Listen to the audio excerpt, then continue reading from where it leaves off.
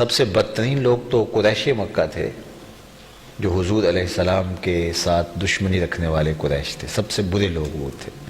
انہوں نے بہت اذیتیں بھی پہنچائیں حضور کو، تکلیفیں بھی دی. اور پھر خود ہی کہتے ہیں اے اللہ اگر تیرا یہ رسول سچا ہے فَأَمْطِرْ عَلَيْنَا حِجَارَةً مِّنَ السَّمَاءِ، تو آسمان سے پتھر نازل کر. عجیب کہانی ہے. کہنا تو یہ چاہیے تھا اے اللہ اگر تیرا رسول سچا ہے تو ہمیں ہدایت دے دے، ہم خام خواہ کیوں اڑے ہوئے ہیں؟ اگر رسول سچا ہے تو ہمارے دل کشادہ کر دے، ہم اس کو مان جائیں، تسلیم کر لیں، ہمیں ہدایت عطا فرما دے.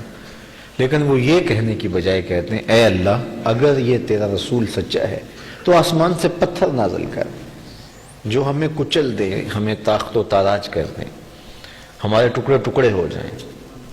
تو یہ کافر خود عذاب الہی مانگ رہے ہیں اور اس کا تقاضا کر رہے ہیں. اور ماضی میں ایسا ہوا کہ کافروں نے عذاب نہیں بھی مانگا، اللہ نے پھر بھی ان پر عذاب طاری کر دیا. ان پر پتھر ٹوٹ کے گرے، ان پر مچھروں کے عذاب آئے، وہ غرق کیے گئے، وہ زمین میں دھنسا دیے گئے. جس زمین پہ دھرتی تھے اس کو الٹ دیا گیا. ان پر اللہ کا قہر و غضب نازل ہوا، پانیوں میں ڈبوئے گئے، طرح طرح کے عذاب مختلف قوموں پر آئے، شکلیں بگڑ گئی، مسخ کر دیے گئے، بندروں اور سوروں کی شکل میں تبدیل ہو گئے، خنازیر بن گئے، قردہ بن گئے، بندر بن گئے.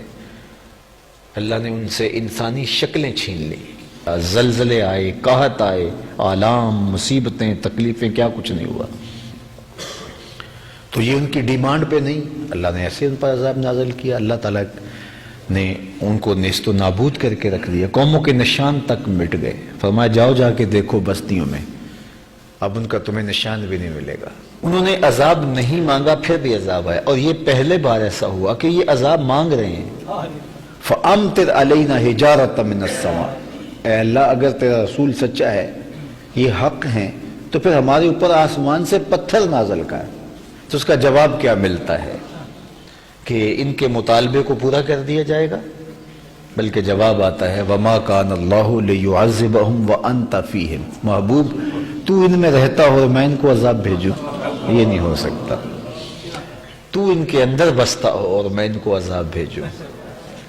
اچھا یہ عذاب سے بچ رہے ہیں اور ان کی ڈور ڈھیلی کی جا رہی ہے، اور انہیں حضور علیہ السلام کی مخالفت اور حضور کی دشمنی اور زیادہ پیدا ہو رہی ہے اس ڈھیلی ڈور ہونے کی وجہ سے.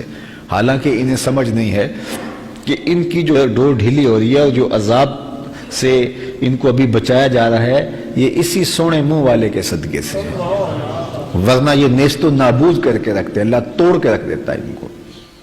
لیکن کہا وَمَا كَانَ اللَّهُ لِيُعَذِّبَهُمْ وَأَنْتَ فِيهِمْ، کہا یہ میری گرفت سے بچ تو نہیں سکیں گے، یہ تو نہیں ہو سکتا کہ بھاگ جائیں.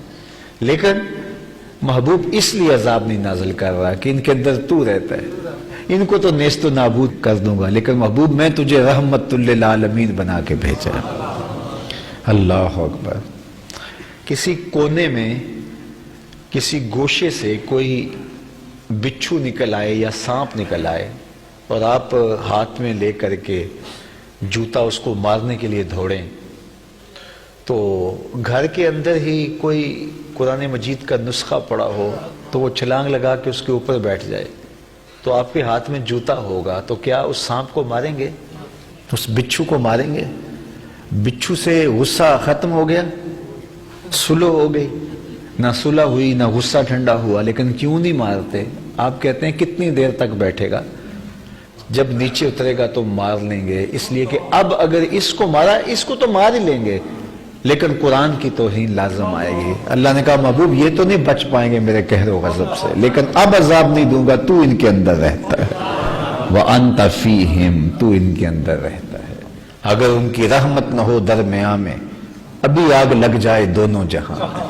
آج کافر بھی عذاب الہی سے بچے ہوئے ہیں، نہ مسخ ہو رہا ہے نہ فسخ ہو رہا ہے. تو یہ حضور کا صدقہ ہے، یہ حضور کی رحمت کا فیضان ہے. تو اللہ نے اپنے محبوب کو سراپا رحمت بنا کے بھیجا، اپنوں کے لیے بھی اور بیگانوں کے لیے بھی، دشمنوں کے لیے بھی، کفار کے لیے بھی حضور رحمت ہے.